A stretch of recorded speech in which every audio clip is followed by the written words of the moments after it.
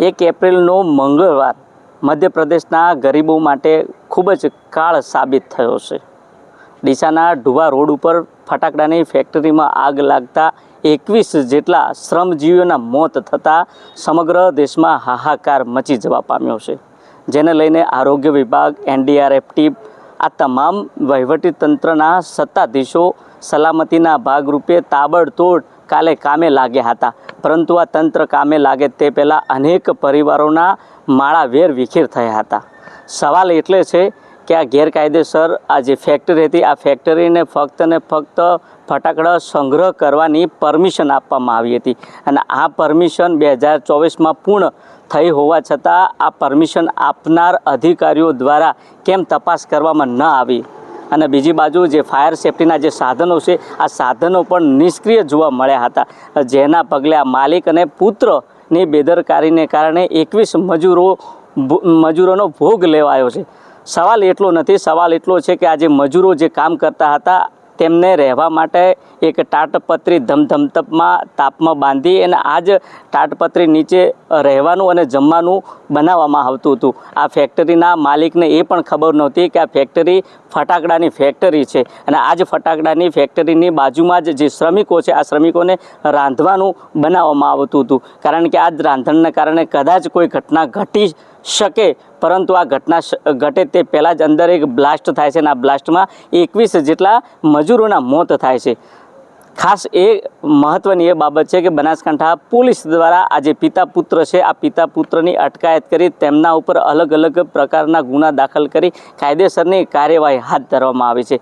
પરંતુ જે પરિવારના મોભી ગુમાવ્યા છે, જે માએ વહાલસો દીકરો ગુમાવ્યો છે, તેનું શું? આ બાબતની જાણ થતાં ગુજરાત રાજ્યના અધ્યક્ષ શંકર ચૌધરી પણ ઘટના સ્થળે દોડી આવ્યા હતા અને રાજ્ય સરકાર દ્વારા કડક કાર્યવાહી કરવાના આદેશ બાદ જ બનાસકાંઠા પોલીસે આ બંને પિતા પુત્ર જે આરોપી છે, આરોપીની અટકાયત કરી છે। સવાલ એ નથી કે અટકાયત કરી છે, પરંતુ સવાલ એ છે કે જે આ જે પદાર્થો જે લાવવામાં આવ્યા હતા, આ પદાર્થ જે કેટલા વિસ્ફોટક હતા, કેટલો સંગ્રહ હતો અને વિસ્ફોટક પદાર્થ કદાચ ફાટી નીકળે તો તેની સામે સલામતી, જે મજૂરો કામ કરતા હતા એમની સલામતી શું હતી? કારણ કે સલામતી હોત તો આ દુર્ઘટના ના ઘટોત અને ખાસ કરીને બનાસકાંઠાનું જે વહીવટી તંત્ર છે, જે આ માળખાની જે મંજૂરી આપે છે, એ સૌથી બેદરકાર ગણવામાં આવે છે, કારણ કે તેમની બેદરકારીને કારણે 21 જેટલા શ્રમજીવો જે પોતાનો રોટલો રજળવા માટે પોતાના વતનથી ગુજરાતમાં આવ્યા હતા અને આ જ શ્રમજીવીઓ જે પરિવાર હતો, આ પોતાના અનેક લોકોએ પોતાના પિતા, બાળકો અને મહિલાઓ ખોઈ છે।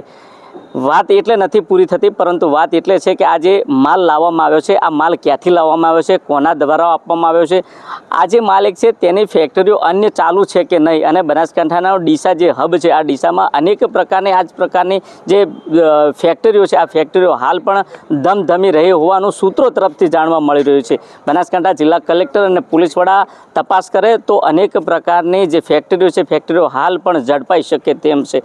મોટો સવાલ છે આ તમામ બાબતને લઈને બનાસકાંઠા પોલીસ વડા અક્ષરાજ મકવાણાએ પીસી કરી છે, શું કહ્યું છે તે પણ સાંભળો। ડીસાની ઘટનાની ગંભીરતા જોતા સરકારશ્રી દ્વારા ખૂબ કડક સૂચના આપી અને આ ગુનાની અંદર જે છે એ અપરાધ મનુષ્યવધની કલમ લગાડવામાં આવી છે અને આની અંદર જે તપાસ હાથ ધરવામાં આવેલી છે। અપરાધ મનુષ્યવધની કલમ ઉપરાંત જે અન્ય કલમો આ ગુનાની અંદર લગાવવામાં આવેલી છે, એક વખત હું આપણી સામે રજૂ કરવા માંગીશ કે જેમાં BNSની કલમ 105, 110, 125 AB, 326G, 54 તથા એક્સપ્લોઝિવ એક્ટ 1884ની કલમ 9B, 12 તથા એક્સપ્લોઝિવ સબસ્ટન્સ એક્ટની કલમ 1901ની કલમ 3B, 4, 5 અને 6 મુજબનો ખૂબ ગંભીરતાપૂર્વકનો ગુનો છે જે એ પોલીસ દ્વારા જે છે એ નોંધવામાં આવેલો છે। આ ઉપરાંત ગણતરીના કલાકોની અંદર જ પોલીસ દ્વારા આના મુખ્ય બંને આરોપીઓ કે જેઓ આનો ધંધો કરતા હતા, એ બંને આરોપીને પોલીસે ગણતરીના કલાકોની અંદર જ ઝડપી લીધા છે। આ જે આરોપી છે તેમના નામ આ રીતના છે: ખૂબચંદ રેણુમણ મોનાણી તથા દીપકચંદ ખૂબચંદ મોનાણી।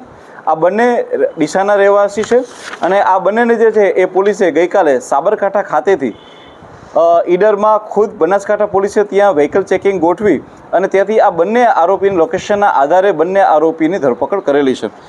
આ ઉપરાંત હું આપને જણાવી દઉં કે ગુનાની ગંભીરતા જોતાં જ ગુનાના સ્થળે પોલીસ દ્વારા એક FSLની ટીમને મોકલવામાં આવેલી હતી અને આ FSLની ટીમે ખૂબ જ ઊંડાણપૂર્વકથી એ આખી ઘટનાનું અવલોકન કરી અને ત્યાં કઈ કઈ વસ્તુઓ છે એ પ્રકારનો એક રિપોર્ટ, પ્રાઇમરી રિપોર્ટ બનાવેલો છે કે જેમાં ઘણા બધા ફટાકડાનો ત્યાં સંગ્રહ થયેલો છે। પરંતુ ફટાકડાની સાથે સાથે ત્યાં પોલીસને અને એફએસએલની ટીમને ત્યાં એલ્યુમિનિયમ પાવડરની હાજરી પણ મળી આવેલી છે તથા એક બેગ કે જેનું નામ છે યલો ડેક્સ્ટ્રાઇન, આની પણ પોલીસને ત્યાં હાજરી મળી આવી છે અને એફએસએલે તે તમામ વસ્તુઓને કબજે લઈ તેના પ્રકારના પણ રિપોર્ટ કરેલા છે. આ ઉપરાંત કચ્છ રેન્જ આઈજી સાહેબ દ્વારા ગુનાની ગંભીરતાને જોતા તાત્કાલિક ધોરણે ખૂબ જ ગુનાની ઊંડાણપૂર્વકની તપાસ થાય, તટસ્થતાપૂર્વકની તપાસ થાય અને તલસ્પર્શી તપાસ થાય તેના માટે થઈને એક એસઆઈટીની રચના કરવામાં આવેલી છે.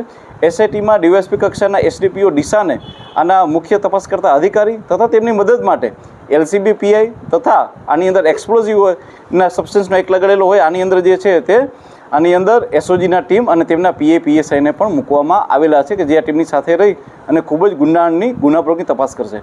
આ ઉપરાંત આજને પણ ડીવાયએસપી દ્વારા ત્યાં ઈ સાક્ષ્યનો ઉપયોગ કરી તમામ જગ્યાની વિડીયોગ્રાફી અને ફોટોગ્રાફી કરી આગળની જે કાર્યવાહી હાલમાં કરવામાં આવી રહી છે. આ ઉપરાંત હું આપને કહું કે જે આરોપીઓ છે એની પણ આજે ઘણી બધી પૂછપરછ કરવામાં આવી છે અને આ આરોપીની પૂછપરછના અંતે એ ખ્યાલ આવે છે કે આ આરોપીઓ જે છે એ છેલ્લા 18 કે તેનાથી વધારે વર્ષોથી એ ફટાકડાના વ્યવસાય સાથે જોડાયેલા છે અને વર્ષોથી તે ફટાકડાનો ધંધો કરે છે અને તે લોકો શિવકાશીથી ફટાકડા લેવાની સાથે જોડાયેલા છે. પરંતુ આ ગુનાને વધારે ઊંડાણપૂર્વક તપાસ થાય તેના માટે થઈ આના તમામ એકાઉન્ટની બેંક એકાઉન્ટની તપાસ કરવામાં આવી રહી છે. એ લોકોએ જે જગ્યાએથી માલ ખરીદતા હતા એ તમામના જીએસટી બિલ સાથેનો એક ઇતિહાસ અમે લોકો ચેક કરી રહ્યા છીએ. આ ઉપરાંત પોલીસને જાણવામાં આવ્યું છે કે તેઓ થોડા સમયથી તે ઇન્દોરમાં હરદાઈ જિલ્લામાંથી પણ ફટાકડાનો વ્યવસાય કરતા હતા, તો એની પણ પોલીસ દ્વારા છે વિગત મંગાવવામાં આવી રહી છે. આ સિવાય એવા જે ઠેકેદારો હોય કે જે ફટાકડાના બિઝનેસ સાથે સંકળાયેલા હોય અને એ લોકો મેન પાવર પ્રોવાઈડ કરતા હોય તો એના પણ કોણ હતા અને ક્યારે એમનો કોન્ટેક્ટ કરેલો હતો તે બાબતની પણ પોલીસ તલસ્પર્શી અભ્યાસ કરી રહી છે.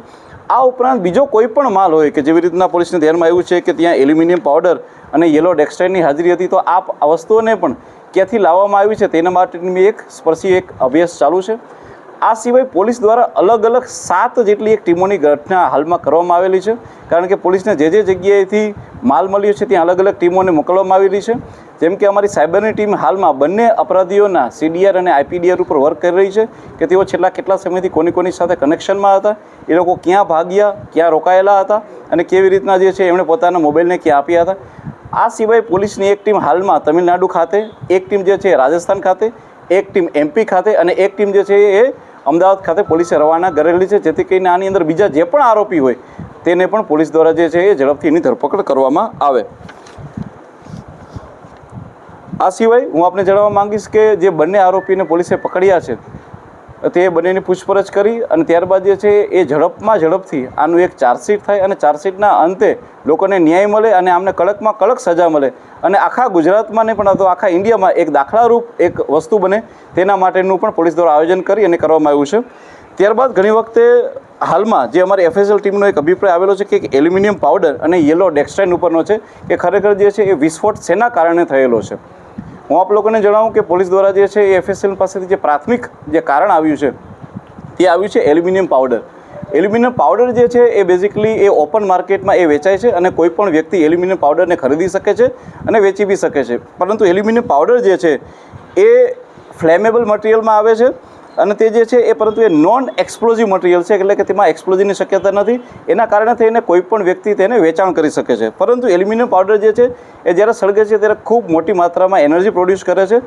જો એ ખુલ્લામાં સળગાવવામાં આવે છે તો તે ખુલ્લામાં સળગી અને આથમી જાય છે, પરંતુ જો બંધ કમરામાં હોય જે એને પૂરતી જગ્યા ન મળે તો એના કારણે થઈને બ્લાસ્ટ થવાની શક્યતા રહેતી હોય છે. આ અમારું એક પ્રાથમિક તારણ છે.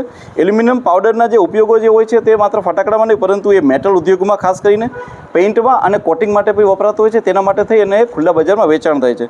જે યલો ડેક્સ્ટ્રાઇન છે બેઝિકલી જે છે એક યલો કલર માટેનું હોય છે એવું હાલમાં એફએસએલ દ્વારા જાણવામાં આવી રહ્યું છે. પરંતુ હજી પણ અમારી એફએસએલની ટીમમાં કામ કરી રહી છે કે જે એલ્યુમિનિયમ પાવડર હતો એ એટોમાઇઝડ હતો કે નોન એટોમાઇઝડ હતો, બીજા અનેક પ્રકારના રિપોર્ટ કરીને એફએસએલની ટીમ જે છે એ હાલમાં અમને એક તલસ્પર્શી અભ્યાસ કરીને આપશે. જી, પરંતુ હાલમાં અમારી પાસે જે આવે છે એ પ્રકારે જે સબસ્ટન્સ અમને મળી છે કે એલ્યુમિનિયમ પાવડર અને યલો ડેક્સ્ટ્રાઇન, આના ઉપરથી એક એફએસએલનો એક જે અભિપ્રાય આખો બને ત્યારબાદ અમે જે છે કોર્ટની સમક્ષ રજૂ કરું છું કે અમારી પોલીસની તપાસમાં શું નીકળી રહ્યું છે. જી બિલકુલ, જે ફર્સ્ટ નંબરના જે આરોપી છે આની અંદર એટલે કે દીપક ખૂબચંદ મોહનાણી, એ આની અગાઉ 3 વર્ષ પહેલાં જે છે એ ક્રિકેટ સટ્ટાના ગુનામાં સંડોવાયેલા હોય એ પ્રકારની હકીકત અમારી પાસે હાલમાં આવેલી છે.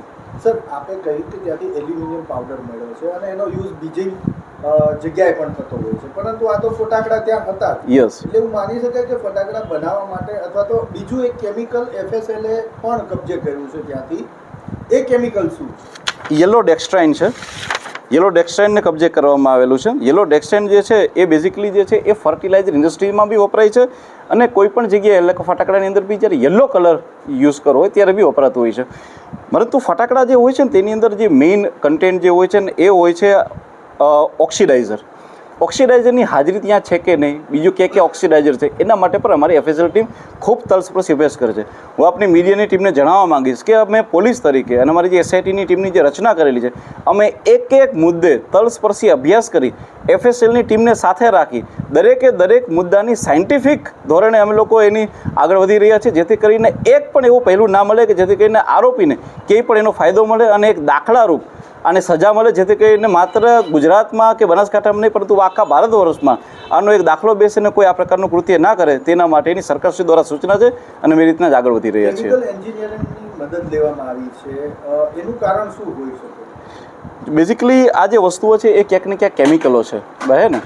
તો અહીંયા જે પોલિટેકનિક કોલેજો છે, એન્જિનિયરિંગ કોલેજો છે કે જેમાં ટેકનિકલ સ્ટાફ જે હોય છે, ખાસ કરીને કેમિકલના પ્રોફેસરો હોય, જો એને બોલાવવામાં આવે તો એ પોતાના નોલેજનો ઉપયોગ કરીને બી પોલીસને કંઈક જણાવી શકે. એટલે FSLની સાથે સાથે એવા નિષ્ણાંતો કે જે આ કેમિકલ સાથે સંકળાયેલા હોય તેનો ઉપયોગ કરવાથી અને તેમને સલાહ લેવાથી હજી વધારે ને વધારે ક્યાંક ને ક્યાંક છે પોલીસને તલસ્પર્શી અભ્યાસ થાય તેના માટે બોલાવવામાં આવે છે. સાહેબ, આ જ પ્રકારની અન્ય કોઈ ફેક્ટરીઓ ડીસામાંથી સામે આવી છે? હાલમાં અમે લોકો જે છે વધારે સર્ચ કરીએ છીએ જેથી કરીને ક્યાંય ના આવે, પરંતુ હાલમાં હજી સુધી ધ્યાનમાં આવેલી નથી. સર આપે કીધું કેમિકલ એન્જિનિયર છે. તો આજ બનાસકાંઠા પોલીસ વડાએ આજ અનેક પ્રકારની જે કામ આ પિતા પુત્રે કર્યું છે, કઈ જગ્યાએથી માલ લાવવામાં આવ્યો હતો, કઈ જગ્યાએ અલગ અલગ ફેક્ટરી કામ, તમામ બાબતની માહિતી આપી છે. આવનાર સમયમાં બનાસકાંઠા જિલ્લા પોલીસ દ્વારા શું કાર્યવાહી કરવામાં આવે છે તે આવનારો સમય બતાવશે. વૈષ્ણવજન તો તેને કહીએ